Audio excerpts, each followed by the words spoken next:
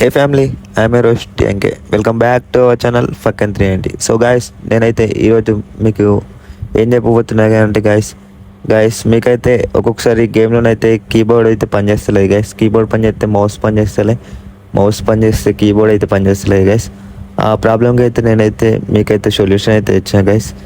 ఏం లేదు గైస్, మీరైతే నేను చెప్పినట్టు వేయండి గైస్. మీరైతే ఫస్ట్ అయితే మీ పాండా మౌస్ ప్రో ఏ వర్షన్ అయితే చూసుకోండి గైస్.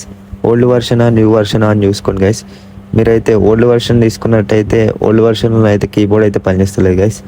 మీరైతే నేను డిస్క్రిప్షన్లో న్యూ వర్షన్ యాప్ అయితే లింక్ ఇచ్చా, వెళ్ళి అయితే డౌన్లోడ్ అయితే చేసుకోండి గైస్.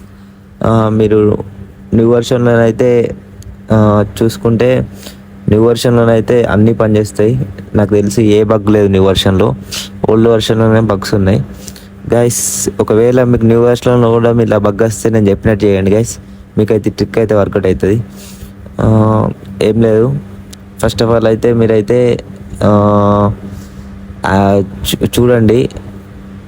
మీరైతే మీ హబ్ ఉంటుంది చూసినలా, మీ కీబోర్డ్ మౌస్ అయితే రెండు అయితే ప్లగ్లు అయితే వీకేయండి, యూఎస్బి పోర్ట్లు పీకేసి మళ్ళీ ఒకసారి ఫస్ట్ అయితే మౌస్ అయితే కనెక్షన్ ఇవ్వండి.